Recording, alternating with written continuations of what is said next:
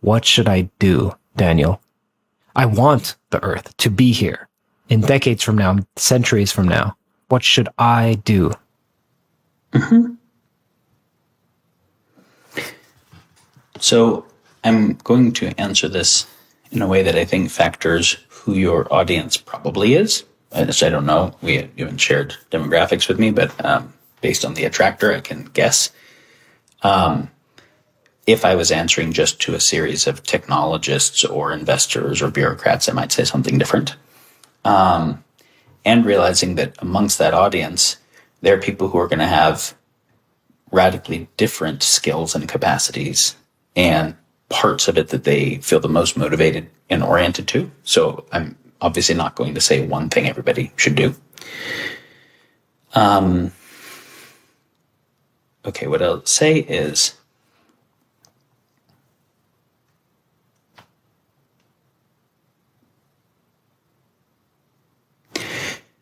whether it's hearing a conversation like this, where the planetary boundaries and really thinking about that there's more biomass of animals in factory farms than there are in the wild left, or the total amount of species extinction, or what the risks associated with the rapid development of decentralizing synthetic biology and AI are.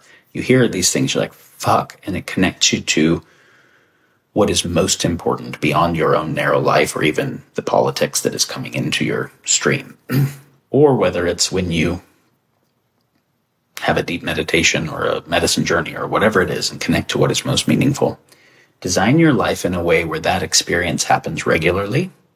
So what you are paying attention to and optimizing for on a daily basis is connected to the deepest values you have. Because on a daily basis, the people around you and your job and your newsfeed are probably sharing other things. So try to configure it that the deepest true good and beautiful that you're aware of is continuously in your awareness. So your daily choices of how you spend your time and money is continuously at least informed by that. That's the first thing I would say. I would say a couple other things. Aligned with that is look at things that are happening in the world online to have a sense of things that you can't see in front of you. But then also get offline and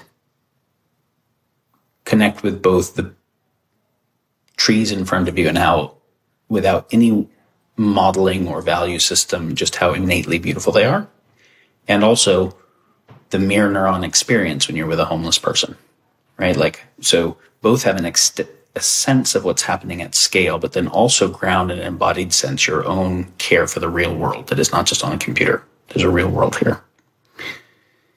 And then realize, like, deepen, shit actually matters. Like, independent of whether I can formalize a particular meaning or purpose of the universe argument or formalize a response to solipsistic arguments or nihilistic arguments, like prima facie, reality is meaningful.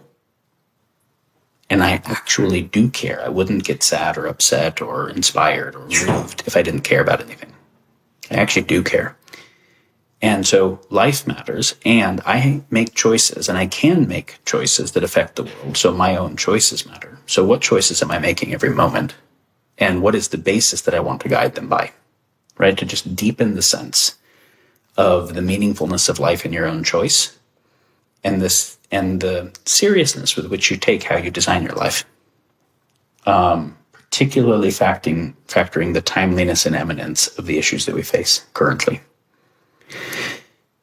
And then the last thing I would say is, as you could really work to get more educated about the issues that you care about and are concerned about, really work to get more educated about them, get more connected to the people working on them, and really study the views that are counter to the views that naturally appeal to you.